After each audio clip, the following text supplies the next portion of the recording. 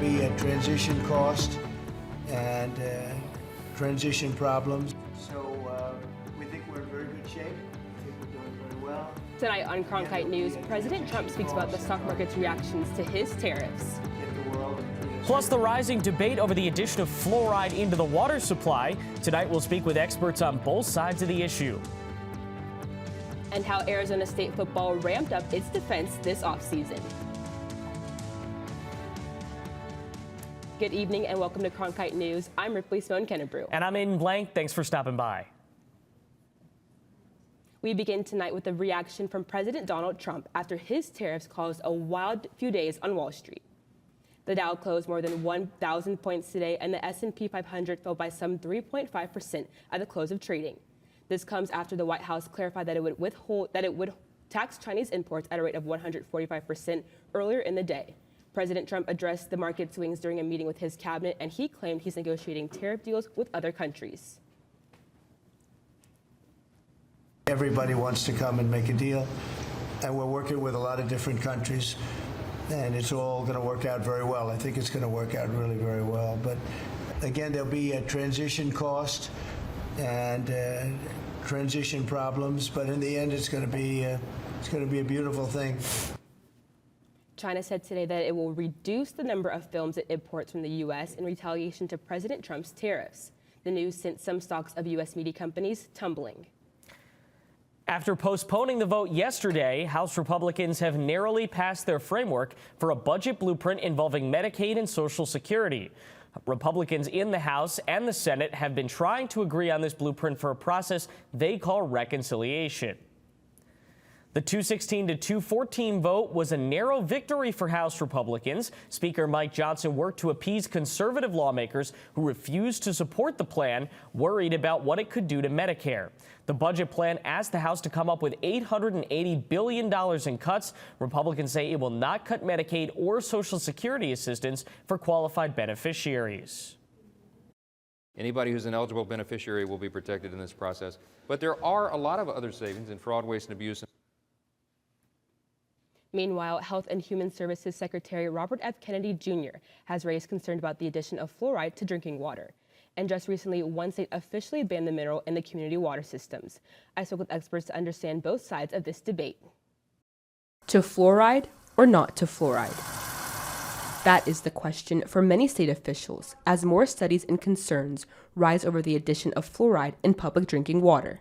Anti-fluoridation bills have been introduced in 5 states, with Utah becoming the first to officially ban the mineral. Major medical associations like the Center for Disease Control and Prevention and the American Dental Association support adding fluoride to water for cavity prevention. But the debate is far from settled. Utah Rep. Stephanie Greikes introduced House Bill 81. The first part prohibits a person or political subdivision from adding fluoride to a public water system. The other part that people don't talk about as much is that it actually deregulates the fluoride prescription.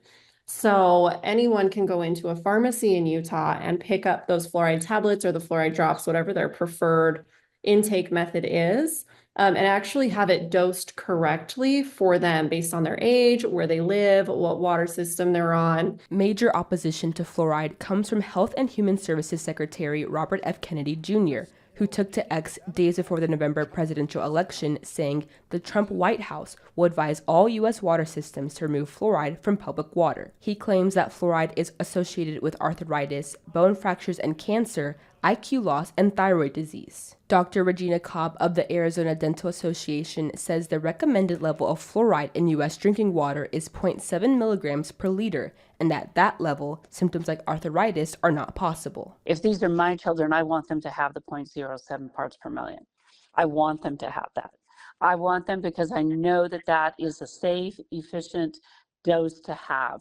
And it is one that gives us the benefits without any side effects. But what exactly is fluoride? According to the National Institutes of Health, it is a naturally present mineral appearing in some foods and beverages and added in most toothpaste and mouthwash. And in Arizona, almost 60% of residents receive fluoridated water, according to the Fluoride Action Network. In 2021, water in Nogales, Scottsdale, Phoenix, and Mesa was found to be either naturally or artificially fluoridated, while water in Tucson, Duncan, and Page we're among the few cities without the additive. But it brings us to the same question: fluoride or no fluoride?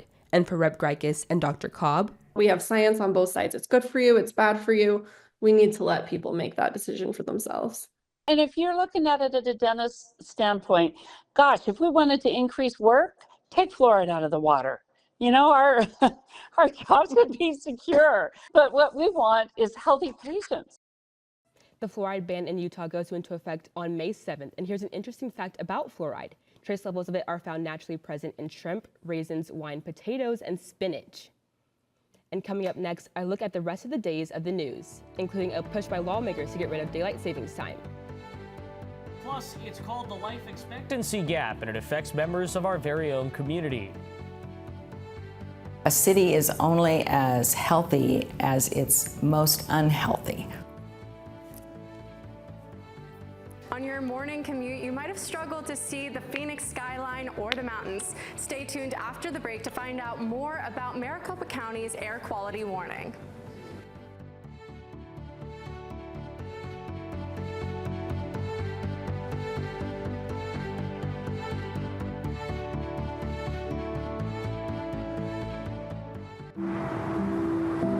As a teacher, you just want to reach people. You want to make a difference. You want to help them. I have an opportunity to do something I never imagined I would be able to do. Go out and build the best biology class the world has ever seen. When you go into Dreamscape Learn, you put on a set of goggles and you can go anywhere. You can be anyone and do anything. The thing about Arizona State University is they're always thinking about what's next. We can create virtual reality experiences so that you can learn by exploring in a virtual world the way that scientists explore in the real world. And kids can feel that. All these emotions are what help the brain encode information. When I see a student come out of VR, the look on their face is nothing like I've ever seen when I finish a lecture. They look so happy to be there in that moment. You know that you've reached them.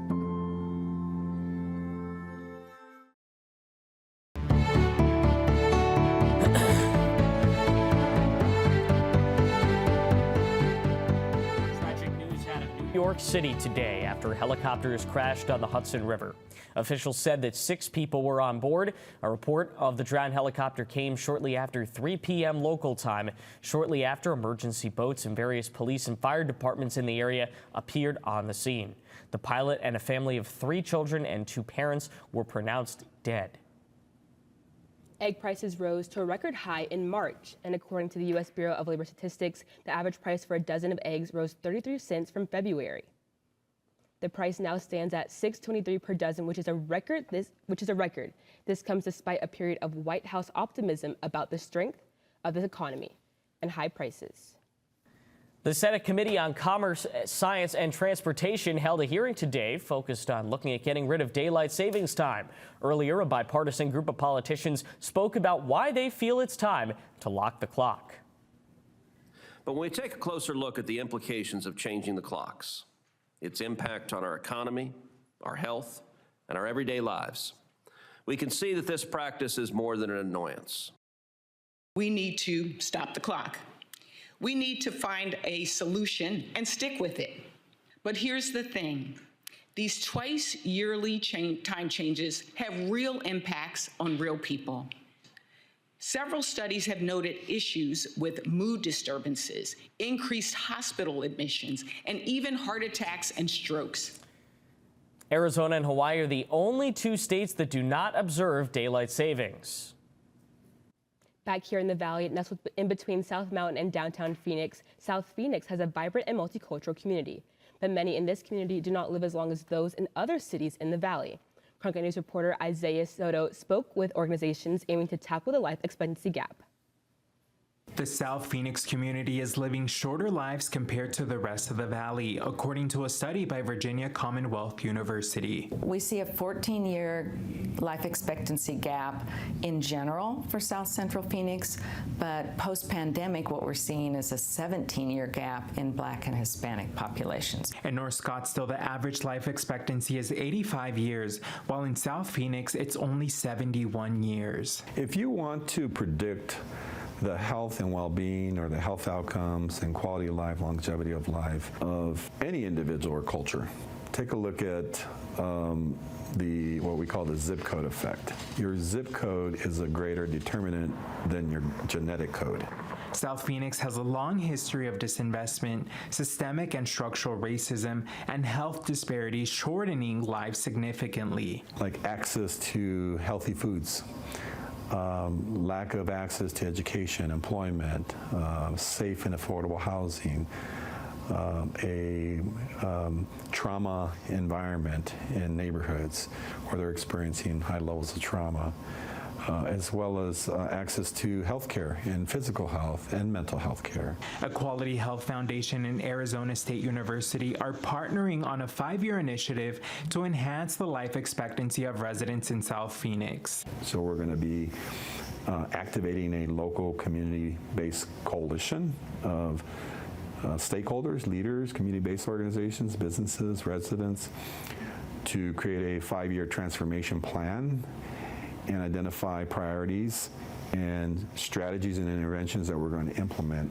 Beyond working with healthcare providers and community leaders, Equality Health Foundation and Arizona State University plan to use the assets that the community of South Phoenix already has. For example, living next to a green open space such as a park can increase life longevity by 2.5 years, according to a scientific study. A city is only as healthy as its most unhealthy, right? And so you need to improve the health of everyone in order to sustain a city. Doing that increases your workforce, increases education. You can bring in roughly $90 million if we could actually correct and improve the built environment and the health environment down there. In Phoenix, Isaiah Soto, Cronkite News. Last year, the Arizona Board of Supervisors approved $1 million in community solutions funding towards this initiative and creating Community Well-Bringing Hub. Well, one thing that does affect life expectancy is the quality of the air we breathe. Yeah, that's right. We are under another air pollution advisory today here in the Valley. But Ariel Nelson joins us live from the Cronkite Weather Center now with more on today's advisory. Today and tomorrow, Maricopa County is seeing an air quality advisory and warning as a result of a large amount of ozone in the air that we breathe. Ozone can make it difficult for sensitive populations like older adults, children, and people experiencing heart and lung conditions to breathe. So people are being advised to carpool to work, use public transportation, and it is prohibited to burn wood today and tomorrow. Let's move on to our daily end of the day forecast. We're starting out the evening in the higher to mid 90s, but it's a gorgeous evening. I highly suggest if you're thinking about going to your favorite restaurant and sitting out on the patio, maybe going ahead and doing that. We're going to make our way down to 84 degrees tonight by 10 o'clock. Now let's move on to our low temperatures across the state. We've got our state low at 35 degrees up in Window Rock, 36 degrees in the Grand Canyon, 70 degrees in Quartzsite, and 69 degrees as our low here in Phoenix. Moving on to those high temperatures across the state, as you can see through the gorgeous colors across the state on this map. Additionally, we've got some really warm temperatures tomorrow. We've got our state high at 103 degrees down in Yuma, 98 degrees in Safford, 75 degrees in Flagstaff, and 102 degrees as our high here in Phoenix. Let's look at that 8-day forecast and the rest of our weekend. We've got a high of 101 degrees with some sunny conditions coming our way tomorrow. Saturday, a warm day as well with some partially cloudy skies as some clouds make our way to the valley by Sunday with a high of 95 degrees. Monday, we're going to see those clouds stick around for a little bit longer with a high of 94 degrees and a low of 70 degrees.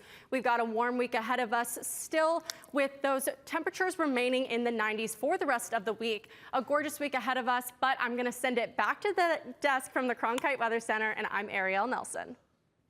Coming up next, a few Sun Devils are in Augusta, Georgia, teeing off at the Masters. Including ASU senior Jose Ballester and his coach, a big believer in his abilities. If there's Sun Devils kind of playing and at the top of the fields, we want everybody seeing that. More for the Masters coming up in the Cronkite Sports Report after the break.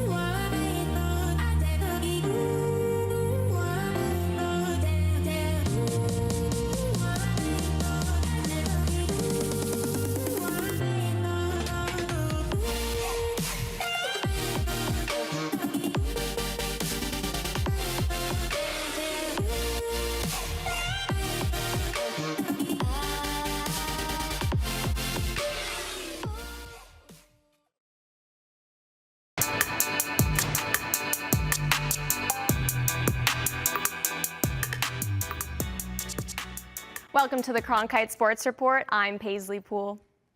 ASU men's golf player Josele Ballester earned exemptions into major PGA Tour events like the Masters by winning the 2024 U.S. Amateur.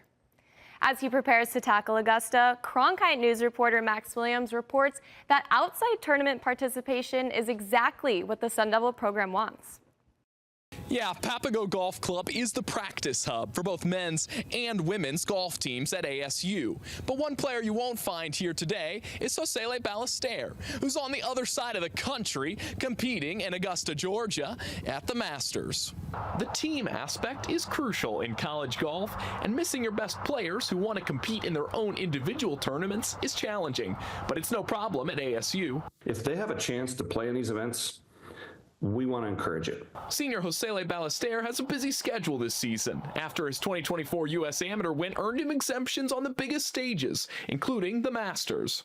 We go out and play in a P Tour event, and we do great. It's good for me, it's good for the team. So I think we both recognize that. You talk about the larger brand. I mean, anywhere you look, anywhere you go, if there's Sun Devils kind of playing and at the top of the fields, we want everybody seeing that. And recent 2024 Golf Coaches Association of America Hall of Fame inductee, Coach Matt Thurman, is a strong believer in the next man up. It's my job to make sure that when those guys leave, we have another great player to pop right in there. Senior Preston Summerhay says that Coach Thurman's emphasis on the individual has improved since he first played under him. He's done an amazing job of getting to know each player on a deep level, so that way he knows how to communicate. Aside from Coach Thurman's expertise, Ballester says he'll be relying on previous experience to succeed at the Masters.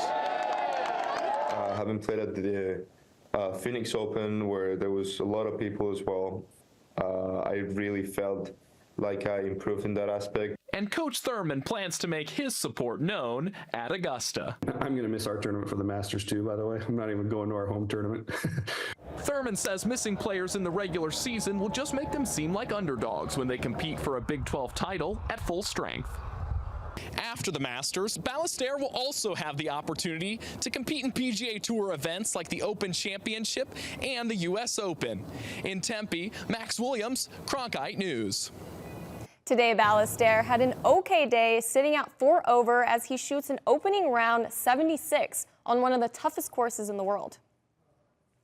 With last night's loss to the top seed Oklahoma City Thunder, the Phoenix Suns have officially been eliminated from playoff contention. The loss extends their losing streak to 8 games. This is the first season the Suns will miss the playoffs since the 2019-2020 season. The team started hot, with Bradley Beal leading in points, but all momentum stopped in the third quarter when the Thunder closed the gap. Thunder forward Jaden Williams scored 13 of his game-leading 29 points in the third quarter. After the tough loss, Coach Budenholzer was asked about his future with the team. No, there's, like I said, it's raw. We just lost. It's been a tough season. There's been no conversations. So, we'll process this and we'll figure out how we can be better. The Suns head off into the season with a number of questions. The most pressing of them, Kevin Durant's future with the team. After a season filled with injury and alleged disagreements with coaching, it's unclear where KD will head from here. He enters the final year of his contract next season, and his name will surely be brought up in trade talks this offseason after the Suns cannot secure a KD trade at the deadline. Turning now to the Diamond, the D-backs had an impressive 9-0 win over the Baltimore Orioles to secure the series. A handful of homers, including a shot to the pool off the bat of Pavin Smith, in a dominant 6-inning shutout performance from Brandon Pfaadt, secured the win for the Snakes against a tough AL East opponent.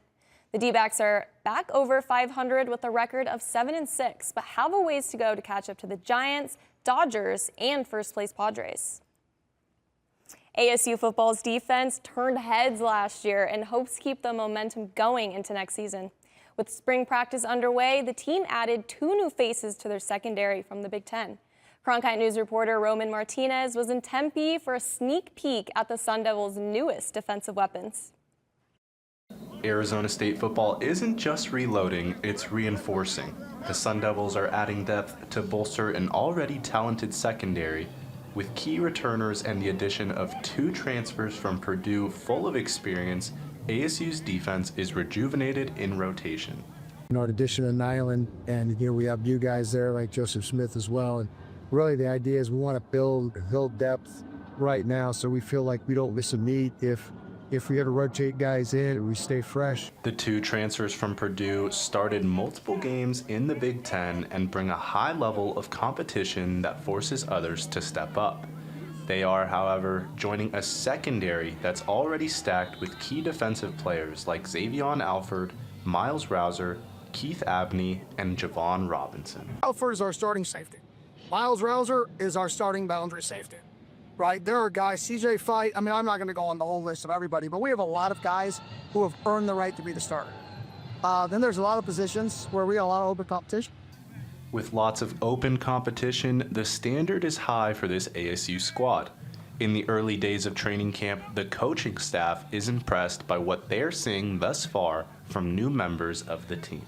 The guys have come out with good vigor. The guys are moving around. Some of those new guys move really well.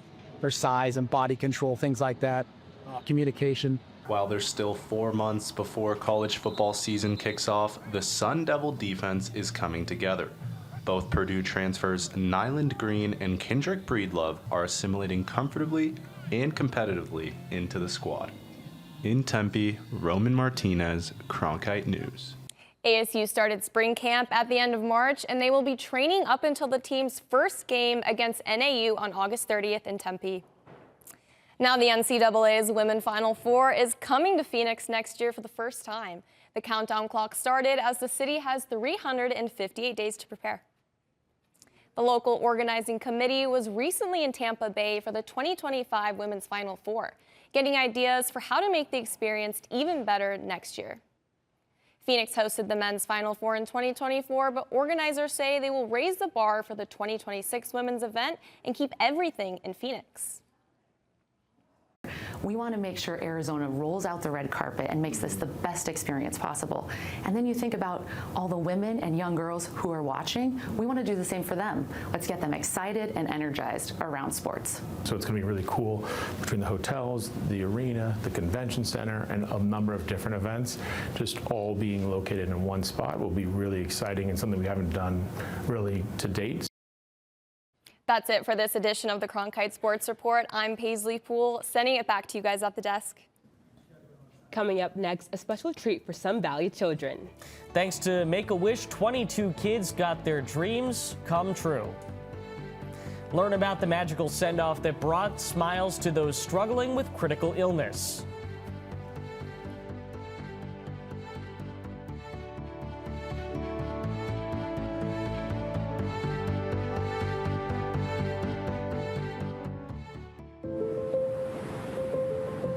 People have always had trouble trying to put me into a box. A professor, suit and tie is just not me. Without the ocean, I don't know what I would do. You know, the ocean's always been there for me. As Hawaiian people, we believe that the coral is the first living being to come out of the darkness. It's the foundation of our entire lifestyle, and that's what my research is about. What we do is we take photographs of the reef over long periods of time to create models that can tell us what the planet is doing. If we go deaf to what the Earth is telling us, then we'll never be able to live in harmony. If I can get my students excited about protecting the ocean, then they're the ones who are gonna really make the difference. I hope my students realize that I'm not trying to prepare them for something in the distant future. Their time is now at Arizona State University. Welcome back from the break. This week, dreams took flight literally for dozens of kids in Arizona battling critical illnesses. Yeah, that's right. Thanks to Make-A-Wish, 22 local families boarded a chartered plane headed towards the happiest place on Earth. Cronkite News reporter Sam Dayton shows us how this magical send-off brought smiles before they even reached the skies. Balloons, Mickey ears, and a red carpet line the gates at Sky Harbor. But this wasn't your average departure. It was the Wish Flight that included a special morning filled with magic and memories for Make-A-Wish kids across Phoenix. Bring families a moment of joy. They don't have to think about the months, days they spend at the hospital, medical appointments. Each of the 22 families will spend the next 7 days at the Walt Disney World Resort, all expenses covered. The journey is a welcome escape for these families, a chance to leave behind the pain and focus on being together.